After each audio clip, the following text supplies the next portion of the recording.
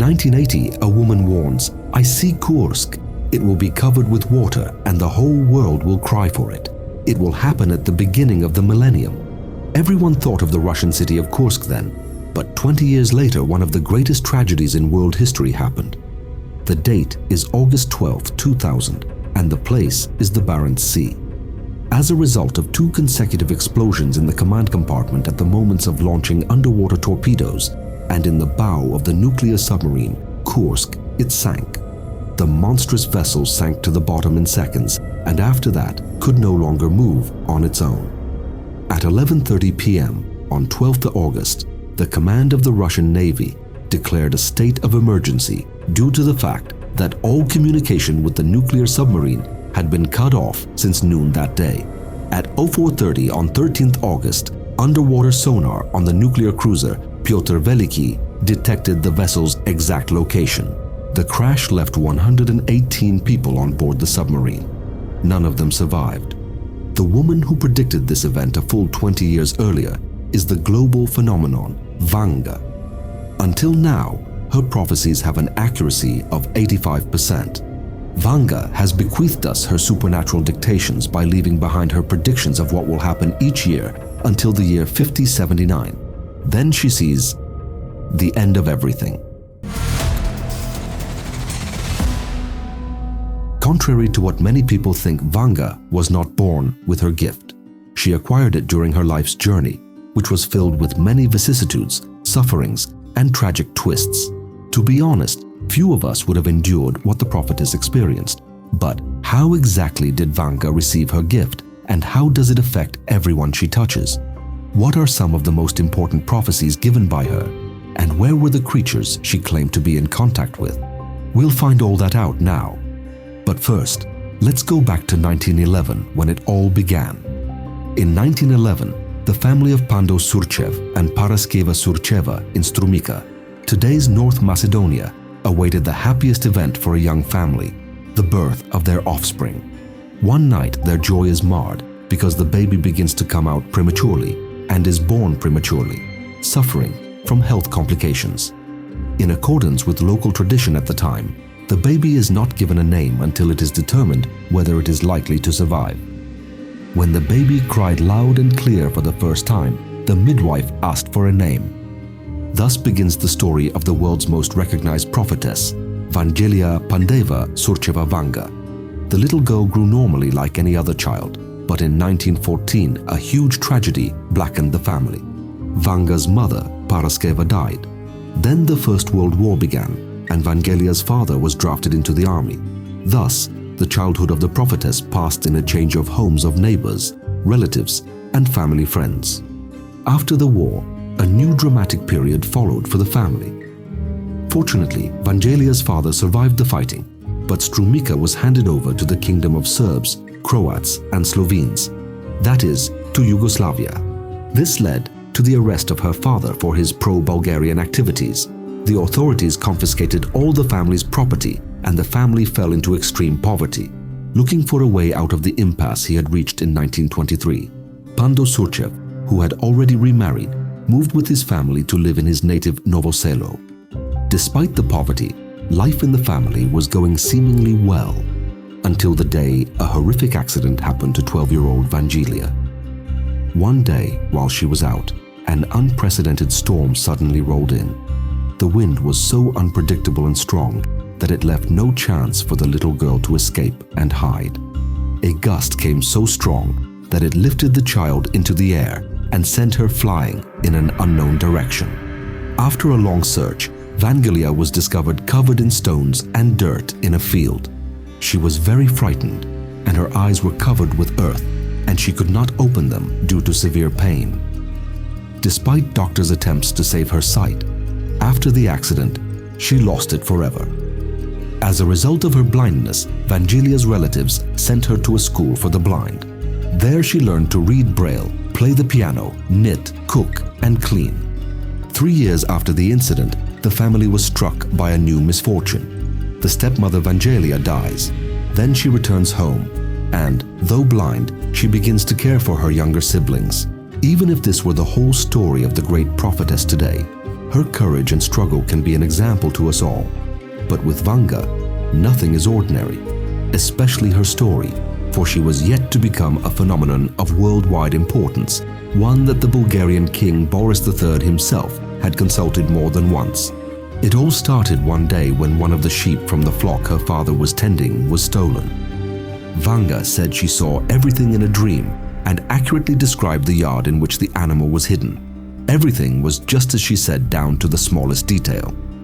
The prophetess explained her unusual abilities by saying that there were special beings around her, invisible to the rest of us, whose origin she could not explain. She also often shares about the existence of alien races that inhabited the earth, but it was too early to reveal themselves to us. On May 10, 1942, Vanga married Dimitar Gushtarov. He was a Bulgarian soldier from the village of Kranjelica near Petrich. Dimitar came to Novo Selo to avenge his brother's murder but fell in love with Vanga. Shortly before they got married, Dimitar and Vanga moved to Petrich. It was there that the prophetess would gain her worldwide fame. The Bulgarian Communist Party, which ruled the country at the time, as well as leading intellectuals, increasingly began to consult with her. Even Leonid Brezhnev, General Secretary of the Communist Party of the Soviet Union, visited the prophetess. Crowds began to gather outside her house, waiting from morning till night, every day. She helped everyone about everything, from curing incurable diseases to finding missing children. Often, even the police consult with her for cases that they feel overwhelmed to solve. In 1966, the Bulgarian State Research Institute of Suggestology was commissioned to research the Vanga phenomenon. Over a period of 5 years, surveys were conducted of over 7,000 people who had visited the prophetess. The results show that over 70% of the people said that Vanga knew their past, present, or future, and based on this helped in solving an otherwise unsolvable problem for them. According to Vanga, in the more distant future, around the year 2070, communism will return, world hunger will find its end, and in the year 2304, people will be able to time travel. However, not all predictions given by the prophetess can be as calmly accepted as the above. As in her life, so in that of our universe, there are strings of dramatic moments, reversals, and triumphs. Unfortunately, when we look into the predictions left by Vanga, we find that 2025 will mark the beginning of the end. The inciting incident that will provide the impetus for the final end of humanity will be an unspecified conflict in Europe that will devastate the continent's population. By 2028, humanity will need more energy.